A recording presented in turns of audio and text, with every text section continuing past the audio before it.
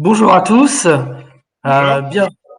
bienvenue, bienvenue sur le webinaire avec Parlons RH sur la formation interne, un levier pour sécuriser l'intégration de vos nouvelles recrues. Donc en présence, on en reparlera après, mais de Xavier Motch, Bonjour à tous. président de l'INCO, et moi-même, Romain Mauger, ingénieur en financement de la formation professionnelle chez BDO Stratégie Performance, filiale du groupe BDO, cabinet d'expertise comptable. Donc, on va évoquer aujourd'hui, lors de ce webinaire, les avantages de la formation interne dans le cadre de l'intégration de nouveaux collaborateurs, les leviers pour valoriser financièrement la formation interne et le retour d'expérience de l'entreprise Linko avec Xavier, en l'occurrence. Donc, tout au long de ce webinaire, vous pouvez effectivement poser vos questions sur le chat qui est à droite. Nous y répondrons à la fin de ce webinaire. Donc, sur un temps d'échange approximatif de 45 minutes. Donc, nous, on va avancer sur le sujet de l'intégration des collaborateurs et également après sur le retour d'expérience de l'INCO. Et donc sur Et on la prendra les questions à valorisation, la fin. et on posera effectivement, on répondra aux questions pour la valorisation de la formation interne. Donc moi je vais me présenter. Donc je suis Romain Mauger. Je dirais que je suis un enfant de la formation professionnelle puisque ça fait 17 ans que je suis sur le métier de la formation. J'ai une expérience de un peu moins de 5 ans au CNAM sur tout ce qui est ingénierie pédagogique, puis de 8 ans chez Opcalia sur tout ce qui est lié notamment donc le monde des OPCA, aujourd'hui des OPCO, sur le financement de la formation professionnelle en tant que conseiller formation, mais aussi chef de projet pendant 8 ans. Et depuis maintenant 4 ans, je suis ingénieur en financement de la formation professionnelle au sein de BDO, sur tout ce qui est accompagnement des dispositifs et pilotage de la formation professionnelle au sein des organisations, et aussi avec un gros levier sur l'intégration des nouveaux collaborateurs, mais on l'évoquera par la suite au sein des entreprises. Xavier, si tu veux. Bonjour à tous. Donc, je suis Xavier Motch, donc le fondateur de la société Linko. Donc, on est basé à Nantes. Donc, Linko, c'est une société qui développe des solutions logicielles à destination de la construction. Et on est une start-up, donc on est dans un incubateur. Et la société, je l'ai créée il y a maintenant 6 ans. Et dans l'équipe, je présenterai l'organigramme, mais pour vous donner une idée, on est une petite boîte, hein, on est 16 dans l'équipe. Et petite précision pour les questions, effectivement, vous pouvez les poser dans le chat. Hein, le chat, tout en bas à droite, il y a un chat. N'hésitez pas à poser vos questions et à la fin, on prendra 10 minutes pour y répondre. Très bien. Rentrons dans le vif du sujet. Alors, BDO, cabinet d'expertise comptable, donc ce qui intervient sur, je dirais, les métiers classiques d'un cabinet d'expertise comptable, donc audit, comptable, social et juridique. BDO, c'est le 5e réseau mondial en France et donc d'audit de conseil, d'audit et de conseil. Donc on est basé effectivement donc sur toute la France et donc avec 25 000 clients sur tout ce qui est métier, organisation et audit. BDO, c'est aussi des filiales. Autour de BDO, c'est des filiales que vous allez retrouver sur tout ce qui est gestion du patrimoine, crédit impôt recherche, crédit impôt innovation, tout ce qui est optimisation aussi fiscale sur tout ce qui est ATMP. Donc, c'est pas qu'un cabinet d'expertise comptable, c'est surtout un cabinet de conseil qui est aujourd'hui premier cabinet d'expertise comptable, en tout cas entreprise à mission, dont le président est Arnaud Naudan et qui travaille effectivement sur ces valeurs d'entreprise à mission, d'environnement et surtout avec un fort développement sur la partie environnementale.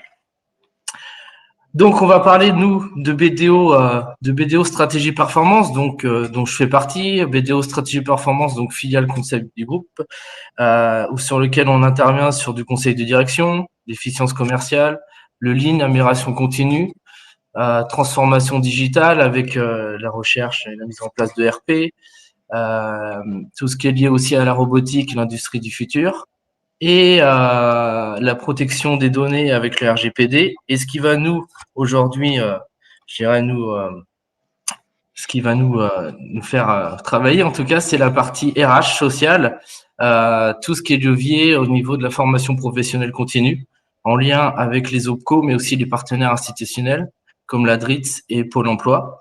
Donc, au niveau de ce pôle, qui est le pôle RH au sein de BDO Stratégie Performance, nous sommes composés d'une dizaine de personnes et nous intervenons sur tout ce qui est lié au sujet RH, développement des compétences, GPEC et formation professionnelle continue dans le cadre de l'intégration des nouveaux collaborateurs.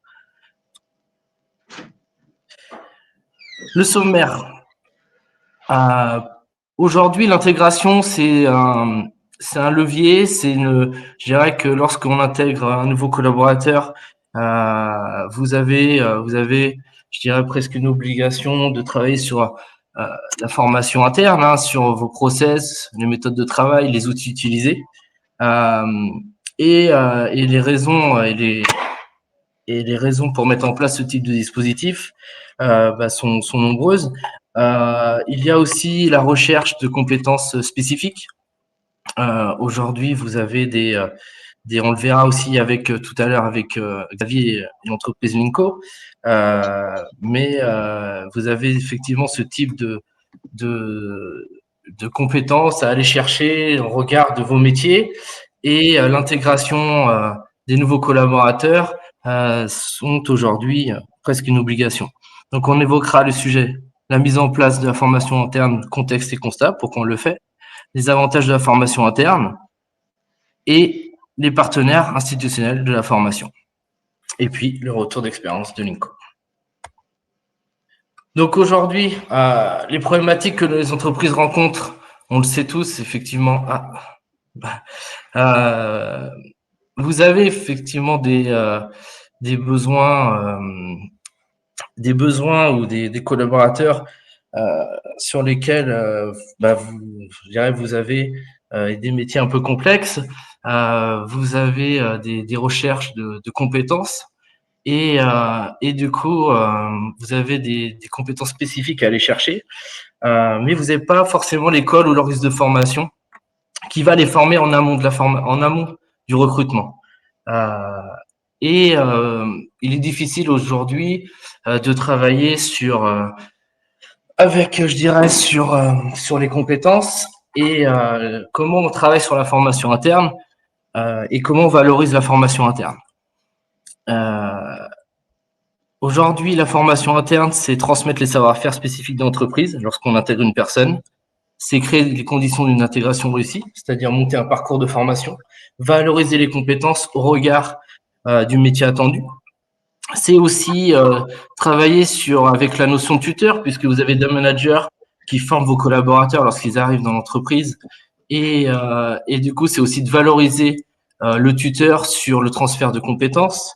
C'est diffuser la culture de l'entreprise et qui devienne finalement une intégration réussie. C'est monter un parcours de formation, c'est réduire vos coûts aussi de formation, puisque on parle derrière d'optimisation des budgets de la formation interne, puisqu'on peut les valoriser financièrement. Les temps passés à former vos collaborateurs sur vos outils, mais pas que sur les compétences transverses, mais aussi sur les compétences métiers. Et développer votre marque employeur aujourd'hui, qui est un vrai sujet, mais depuis maintenant quelques années quand même. Pour être, je dirais, l'intégration, c'est aussi un outil différenciant, et ce qui vous permet, vous, d'avancer, je dirais, au niveau RH et votre politique RH en termes d'intégration des compétences et des collaborateurs. Lorsque, je dirais, les entreprises décident d'inclure la formation dans le parcours de recrutement, ce qui est important, c'est de bien définir les besoins en termes de compétences. Redéfinir le référentiel métier, le référentiel de compétences qui va vous permettre, je dirais, d'accompagner le collaborateur tout au long de son parcours professionnel, de travailler avec lui et le manager sur son évolution de compétences, lui permettent de travailler également, je dirais, sur son employabilité. Parce que tout ce que vous allez faire, en tout cas lorsque vous intégrez une personne, derrière, ça le favorise aussi son employabilité. L'idée, c'est aussi de garder les compétences sur le territoire, hein, sur des métiers spécifiques, mais pas que, et bien définir les besoins en termes de formation et de compétences lorsqu'une personne arrive chez vous. Ça vous permet aussi de travailler sur tous ces axes, je dirais, d'employabilité, mais aussi de monter en compétences, de valoriser le tuteur également. Ce qui est important aussi lorsque vous intégrez une personne, c'est d'avoir un outil managérial, un parcours de formation, d'intégration. Lorsqu'il est monté, il faut aussi le suivre, il faut l'évaluer, il faut mesurer la montée en compétences du collaborateur, les écarts de compétences aussi du collaborateur et tout au long de son parcours de professionnalisation. On parle effectivement de professionnalisation du parcours. On parle aussi de construction, de construire son parcours de professionnalisation. On parle aussi, je dirais, de parcours, hein, finalement, de vie professionnelle, hein, pour le collaborateur. Et l'entreprise est garant de ça. Donc nous, on intervient sur le référentiel de compétences avec vous. On intervient sur l'évaluation des compétences du collaborateur. Et on intervient sur la construction du parcours de professionnalisation. Les avantages de la formation interne. Donc forcément, pour l'entreprise, c'est améliorer les pratiques de recrutement et d'intégration.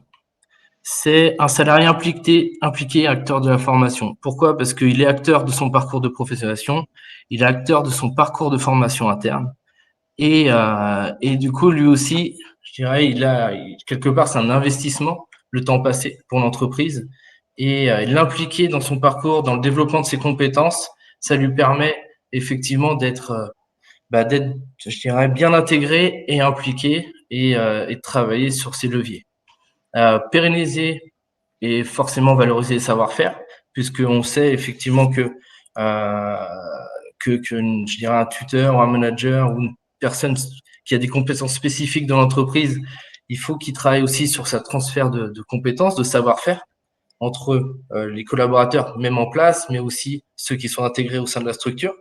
Donc, c'est aussi valoriser les compétences des managers et des personnes qui ont des compétences spécifiques. C'est également une meilleure organisation du travail, puisque à travers ces parcours de formation, on redéfinit quelque part les fiches de poste, les besoins identifiés par je dirais par l'entreprise, par les collaborateurs, mais aussi ça permet de savoir où on en est tout au long du parcours de formation interne et une amélioration continue des pratiques de management, puisque via les évaluations, je dirais, des compétences tout au long du parcours de formation, ça permet de travailler aussi sur les pratiques managériales et c'est des outils de management au-delà, je dirais, des entretiens pro qui sont annualisés tous les 2 ans en fonction des accords d'entreprise, mais ça permet d'aller sur ces sujets-là. Les avantages de la formation interne, donc pour le bénéficiaire, une intégration facilitée dans l'entreprise. Pourquoi? Parce que lorsque une personne arrive dans votre structure au-delà de la fiche de poste et des premiers échanges que vous avez eus lors des phases de recrutement, c'est aussi également, je dirais, pour lui de savoir ce qu'on attend de lui sur la période en tout cas. Lorsque nous accompagnons, et on le découvrira après avec Xavier, nous accompagnons, on est généralement sur des périodes entre 6 et 12 mois, voire un peu plus en fonction des dispositifs, utilisés, mais et ça favorise, je dirais, son intégration parce qu'il sait ce qu'on attend de lui, la fiche de poste, la référentiel métier et toutes les je dirais, les compétences attendues. Un gain de compétences rapide, pourquoi? Parce que la formation interne, elle se réalise en situation de travail.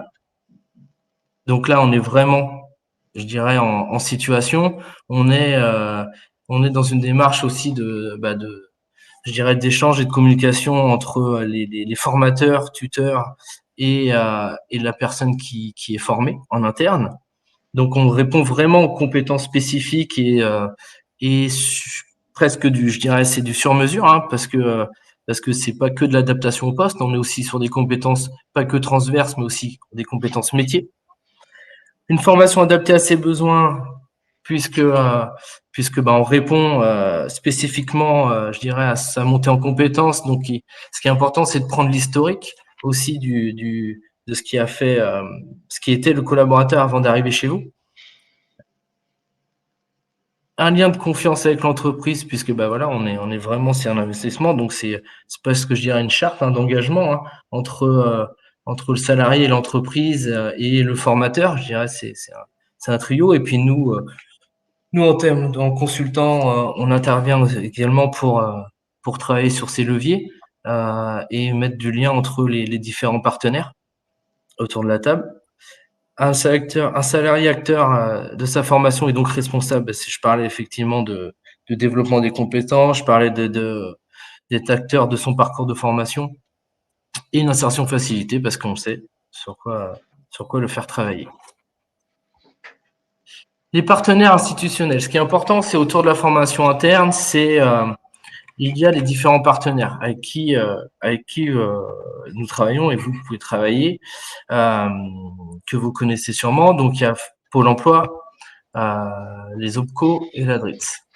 Aujourd'hui, il existe, je dirais, des partenariats, des dispositifs qui existent pour permettre le développement des compétences des collaborateurs. Pôle emploi va être plus déjà dans une démarche d'action de formation préalable au recrutement, c'est-à-dire que c'est en amont du recrutement au sein de votre structure. Ce type de dispositif existe depuis longtemps et vous permet, je dirais, de travailler sur ces compétences en amont de votre recrutement au sein de votre entreprise. Donc, des dispositifs AFPR comme action de formation préalable au recrutement, qui vous permet à la fois, je dirais, on le reverra tout à l'heure, mais pendant une période maximum de 2 mois et demi, d'intégrer et de former et puis le collaborateur avant qu'il arrive en CDD ou en CDI au sein de votre organisation. Des dispositifs plutôt locaux aussi. Alors nous, en Pays de la Loire, on utilise des dispositifs TPE-ME de Pôle emploi aussi qui réserve au moins de 50 salariés, qui est un peu plus long, puisqu'on peut aller jusqu'à 800 heures, mais et sur 4-5 mois en amont du recrutement. Donc ça, faut bien aussi voir avec les collaborateurs s'ils ont des indemnités pour mettre en place ce type de dispositif. Mais au-delà de ça, on le verra avec Xavier, je redis, mais puisqu'on a multiplié un peu les dispositifs, c'est vraiment de se dire que ça sert, je dirais presque de période d'essai pour tester le collaborateur qui va rentrer chez vous, mais aussi se tester l'entreprise qui souhaite intégrer une nouvelle personne. Les OPCO, alors les OPCO, organismes paritaires, collecteurs, sur lesquels l'intégration se fait par des dispositifs comme vous devez peut-être connaître l'AFEST, l'action de formation en situation de travail, mais surtout les contrats de professionnalisation interne. Ce dispositif est très peu connu, malheureusement, je pense, au sein des organisations, au sein des services RH. Les dispositifs d'intégration par la formation, les contrats de professionnalisation interne, qui permettent de professionnaliser la démarche. Là, on est vraiment, c'est ce que nous on montre le plus régulièrement, c'est des contrats de professionnalisation interne avec reconnaissance du parcours dans la convention collective. La genèse de ces parcours qui existent depuis maintenant, certains 2006, mais moi je dirais plutôt 2009, mais peu importe. Donc ça fait ça fait quand même plus de 10 ans que ça existe dans le paysage de la formation professionnelle. La genèse, c'est le besoin d'entreprises qui avaient des problématiques de recrutement. C'était comment les former, comment on puisse les faire monter en compétences et surtout comment on les intègre et on valorise les compétences sur le territoire, puisqu'il n'y avait pas d'école ni d'organisme de formation pour les former sur leurs compétences spécifiques.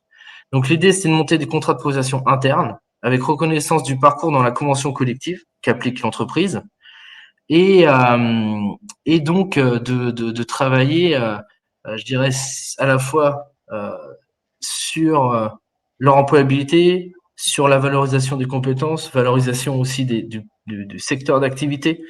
Et donc la jeunesse, c'est ça, 2009. Et aujourd'hui, beaucoup de branches l'utilisent. Nous, on intervient, alors on est référencé aussi, mais on intervient auprès d'Acto, Opco EP, Constructis, Atlas, Ocapiat, Avdas, Opco 2i, Opcommerce, Uniformation.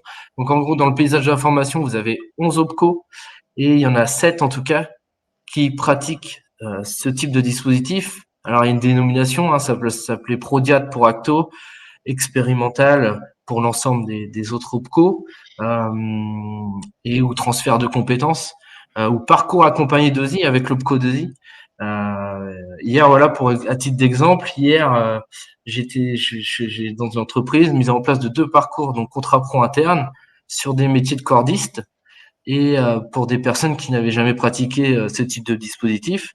On a allié à la fois la formation interne sur un CQP de cordiste, plus donc CQP pardon, de cordiste en formation externe avec un organisme de formation, et formation interne en plus au sein de l'organisation, dans l'entreprise. Donc on peut cumuler, je dirais, à la fois de la formation externe et de la formation interne sur du contrat pro, du contrat de professionnalisation. Alors, ce qu'on appelle interne, mais à l'intérieur des parcours de formation interne, on peut mettre de la formation externe s'il y a besoin. On travaille également aussi avec l'ADRIS sur le dispositif alors National PCRH, plus sur la gestion GPEC, le pilotage aussi de la formation professionnelle. Et donc on intervient sur ces champs-là auprès des, je dirais, pour nous, c'est des partenaires institutionnels. Tous les projets sont validés ensemble, donc moi je les remercie de leur confiance. Et donc c'est vraiment ces 3 partenaires avec qui nous on travaille sur. Donc on peut aller chercher à la fois les leviers sur les compétences. Nous je dirais que nous on vend pas effectivement un financement parce qu'on en parlera après, mais on vend pas un financement, on vend un accompagnement lié au parcours de formation, au développement des compétences des collaborateurs. Et après, la cerise sur le gâteau, je dis toujours, c'est effectivement, vous avez un retour financier en fonction des différents dispositifs qu'on peut mettre en place. Voilà un peu sur le paysage de la formation professionnelle. Retour d'expérience de Xavier. Au-delà du retour d'expérience, c'est peut-être faire une présentation en tout cas de Linko. Puis on évoquera les différents leviers qu'on a pu mettre en place. Pourquoi tu as fait appel à nous aussi, et donc avancer sur ces sujets-là. D'accord. Okay. Donc, alors 2 petites slides histoire de présenter un petit peu qui est Linko. Donc Linko, donc je le disais tout à l'heure, c'est une startup que j'ai créée en 2016. Donc une startup, la définition qu'on peut donner, c'est une entreprise innovante qui a un fort potentiel de croissance. Nous, on est spécialisé on développe des solutions logicielles. Donc on a 3 logiciels qu'on développe en interne et qu'on commercialise. On a une petite particularité, c'est qu'en plus d'être éditeur de logiciels, qui est notre activité principale, on est aussi organisme de formation. Et donc, dans ce cadre, on est également certifié Calliope, la nouvelle certification. Donc, on a en interne des formateurs. Alors, on ne délivre pas de la formation que sur nos logiciels. D'ailleurs, finalement, ce n'est qu'une petite partie de notre formation, la formation à nos logiciels. On délivre des formations sur une thématique qui s'appelle le lean management, et notamment appliqué à la construction. Nos clients, on va retrouver plutôt des grands comptes, aussi bien de la construction. Donc, on a des entreprises générales de construction. Alors, je peux citer par exemple Bouygues Construction, Vinci Construction, mais aussi des clients plutôt du côté de la promotion immobilière. Donc, de la même manière qu'il y a Vinci Construction ou Bouygues Construction, on peut retrouver en face Vinci Immobilier et Bouygues Immobilier, qui sont du coup plutôt la branche promotion. Donc, nous, on adresse ces 2 types de clients et on travaille dans le but d'optimiser les délais de chantier, puisque dans la construction, pour ceux qui ont déjà fait l'acquisition, et je pense qu'il y en a comme je vois qu'il y a pas mal de participants, pour ceux qui ont déjà fait l'acquisition d'un logement, il y a beaucoup, beaucoup malheureusement de retard de délai de chantier. Et donc, nous, on travaille sur ce sujet-là. On vise à optimiser les délais de chantier et notamment en déployant la démarche Lean qui vient de l'industrie automobile. On l'applique à la construction et ce, notamment au travers de nos logiciels qu'on a développés pour permettre aux pilotes de projet d'être autonomes vis-à-vis de cette démarche. Voilà pour présenter Linko et donc on est basé à Nantes. Hop, je mets la petite slide d'après. Donc la petite slide d'après, c'était pour présenter l'équipe, puisque comme on parle de formation, donc ça nous a semblé important de vous présenter un petit peu l'organigramme. Alors, je vois qu'il y a eu des petits sauts de ligne. Alors, ce qu'il faut comprendre, c'est qu'on est structuré en 4 pôles. Donc, il y a le volet. Alors, du coup, je vais commencer dans l'autre sens. Je vais commencer à droite. Il y a le volet qui était un petit peu à l'origine de la création de la boîte. C'est toute la partie R&D. Donc, la R&D, c'est l'équipe informatique, notamment, qui travaille sur le développement de nos solutions logicielles. On a eu aussi, dès le départ, la partie formation. Donc, on formait donc, formation et conseil auprès des conducteurs de travaux, des pilotes de projet quant au déploiement de la démarche Lean construction. Donc, ça, je dirais, c'est un peu les deux activités, en tout cas les deux pôles historiques. Et puis, petit à petit, est venu se greffer. Alors, en dernier, ça a été le commerce d'ailleurs. Juste avant, il y a eu le pôle marketing et communication qu'on a intégré. Et enfin, le commerce, qu'on a mis un peu de temps à structurer pour le coup. Alors, on le faisait un petit peu nous-mêmes, on va dire, avant, et donc au pôle commercial. Voilà. Donc, il y a un responsable, un directeur de pôle, et puis en dessous, il y a différents collaborateurs, quoi. Voilà ce que je peux dire pour donner en 2 slides un petit peu le contexte pour présenter la société Linko.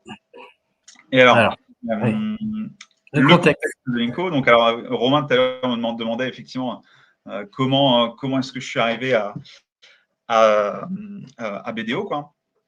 Ce qu'il faut savoir, c'est que nous, on est dans un incubateur de start-up. Donc, il y a plein de sociétés différentes qui font aussi de l'innovation, mais sur des thématiques complètement différentes. Vous pouvez avoir quelqu'un qui fabrique un moteur de bateau électrique, quelqu'un qui travaille sur la création d'hydrogène à partir de bactéries, etc., etc. Donc, il y a quand même l'idée des incubateurs, c'est de créer un petit peu ces rencontres, cette émulation qu'on va retrouver entre les différents porteurs de projets.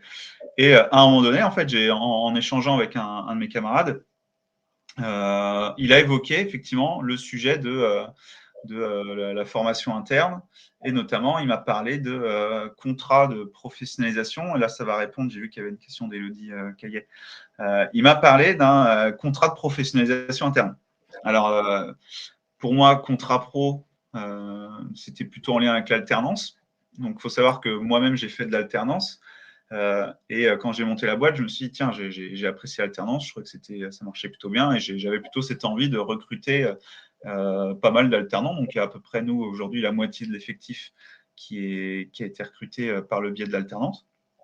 Et donc, pour moi, l'alternance, il y avait 2 types de contrats, le contrat d'apprentissage et le contrat de professionnalisation. Donc, quand mon collègue, mon camarade m'a dit, j'ai monté un contrat pro interne, si vous voulez, ça m'a un petit peu interrogé.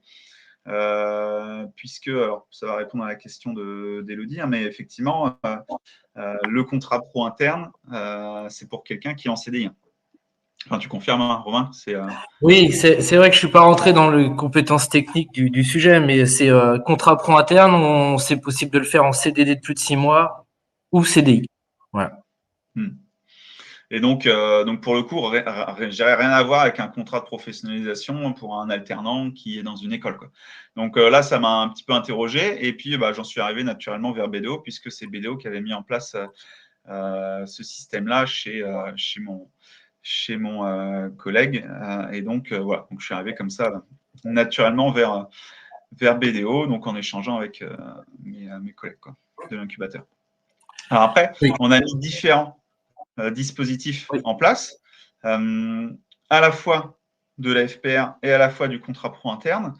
Alors, je dirais que j'ai eu une phase de recrutement assez importante il n'y a pas. Alors, ça fait quoi? C'est peut-être 1 an et demi. 1 an et demi, ouais. On était peut-être encore que 8 ou 9, et puis on a pas mal recruté. Et donc là, je venais de rencontrer Romain. Il se trouve que mon directeur commercial que je souhaitais embaucher, il se trouve qu'il il avait été licencié économiquement, donc il était du coup inscrit Pôle emploi. Et donc là, Romain m'a parlé de l'AFPR, qui est donc, comme son nom l'indique, une période de formation qui est préalable au recrutement. Donc là, c'est un dispositif que j'ai mis en place sur 3 personnes différentes. Alors c'est intéressant, vous allez voir, j'ai eu 3 issues différentes à chaque fois. Première personne avec qui j'ai mis en place, donc c'était mon directeur commercial. Ce qu'il faut savoir aussi, pourquoi nous, on cherche à mettre en place des dispositifs de formation, c'est parce qu'on a une triple expertise en fait dans l'entreprise. On fait du lean. Donc le lean, alors ça parle peut-être pas à tout le monde, hein, donc je l'ai dit rapidement, mais ça vient de l'industrie automobile, hein, donc on cherche à optimiser la productivité. Donc nous, on va essayer de l'appliquer au chantier. Donc il y a une vraie expertise lean au sein de l'entreprise. Il y a une expertise en ce qui concerne la construction, puisqu'on va appliquer le lean au secteur de la construction. Et puis, il y a le volet informatique avec les solutions logicielles qui nous sont propres, hein, qu'on a développées en interne. Et donc, en l'occurrence, mon directeur commercial, il ne vient pas forcément du bâtiment, il ne vient pas forcément du logiciel, et il connaît peut-être rien au lean.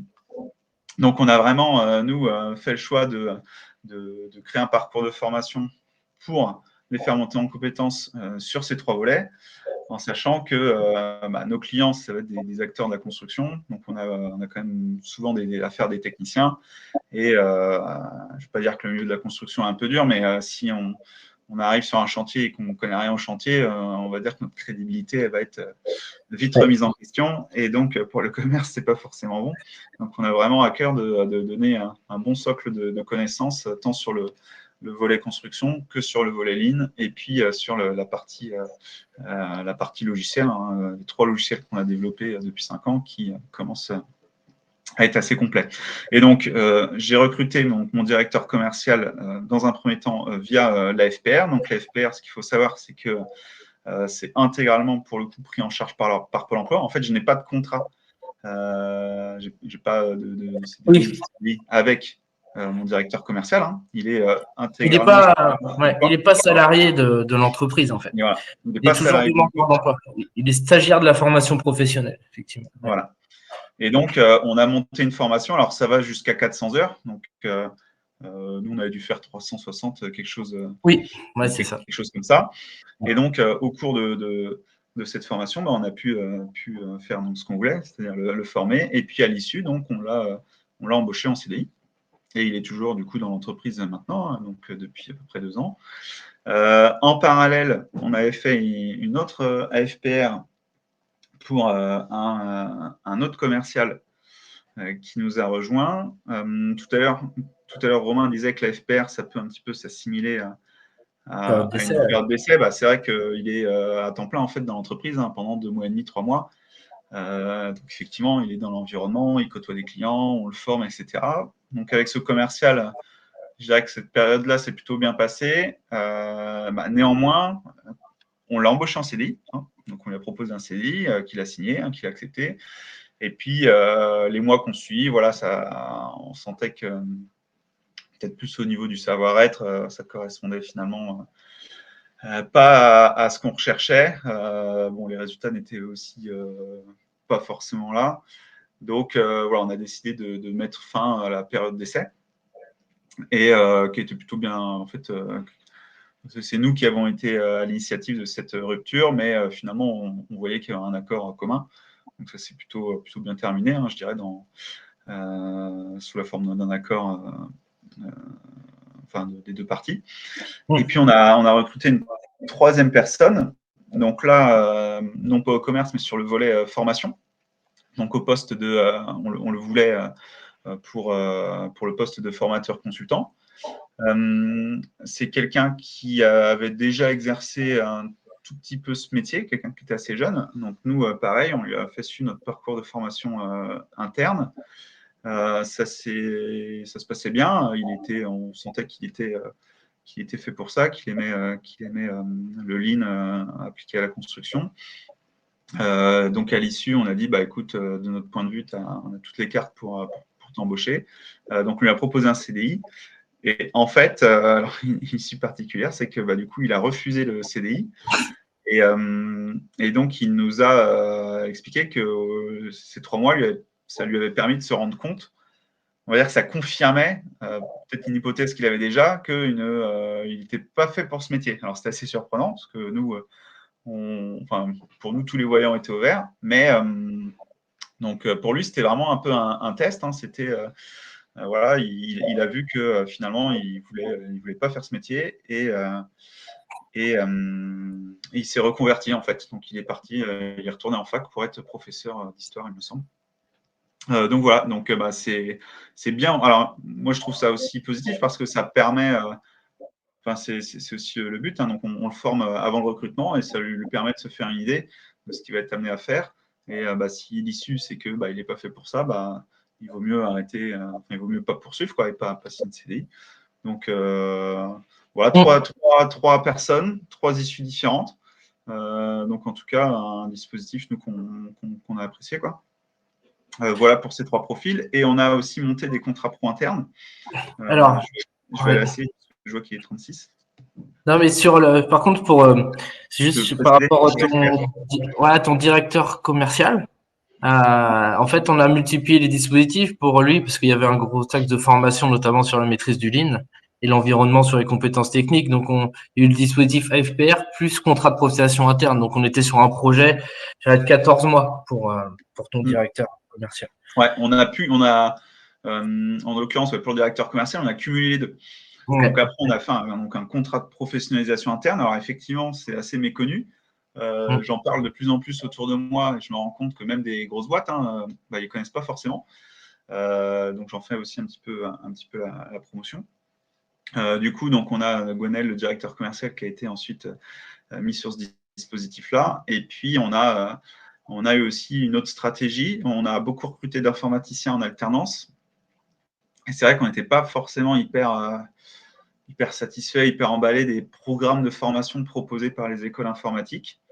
Ça ne correspondait pas exactement à nos attentes. Et donc, on a testé, on s'est dit, tiens, nous, ça fait maintenant 5 ans qu'on fait de l'informatique, on a nos procédures internes, on a notre manière de développer sur des langages techniques particuliers.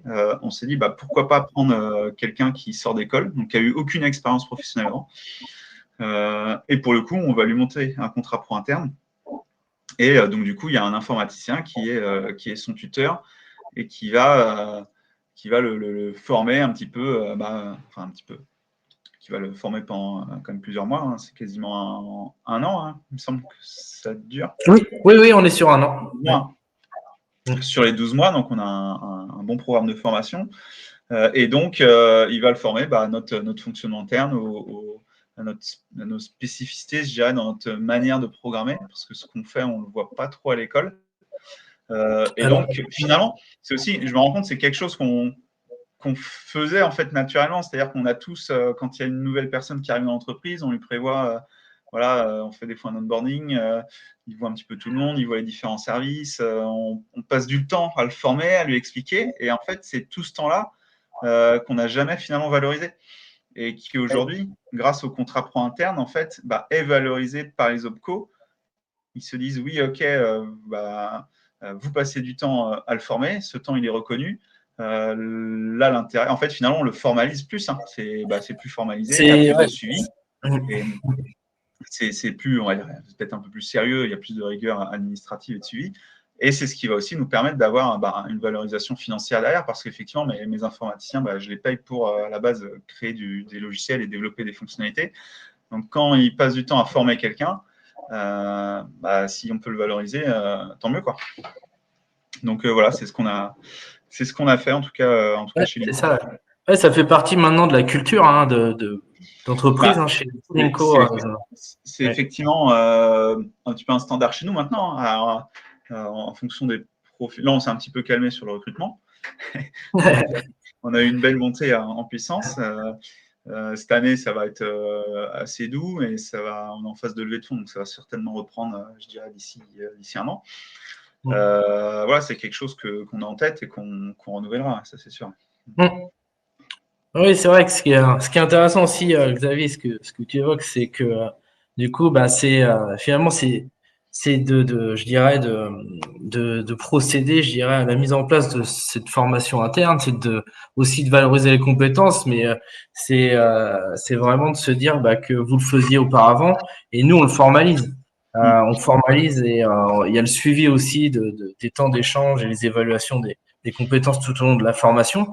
Vous voyez bien effectivement qu'on est sur un projet, là je pensais à ton directeur commercial, mais on a quand même un projet sur 14 mois et sur ce que lui aussi finalement il disait, c'était bah, au moins je sais ce qu'on attend de moi, on passe du temps à me former, mais quelque part voilà il y a cette politique d'intégration par la formation et lui il était impliqué aussi dans ce projet-là, dans cette démarche de formation interne et ce qui est plutôt aussi valorisant même pour vous. Même quand on va recruter quelqu'un au moment de l'entretien d'embauche, le fait de pouvoir dire, bah, nous, dans l'entreprise, on monte un contrat pro interne sur 12 mois sur lequel CDI. vous êtes formé ouais, en CDI, hein, bien sûr. Ouais, bien sûr. Sur lequel bah, vous allez avoir tout un programme de formation, vous serez formé par différentes personnes, vous aurez un tuteur. En fait, c'est plus engageant et ça montre l'intérêt que vous portez à la nouvelle au futur recrue.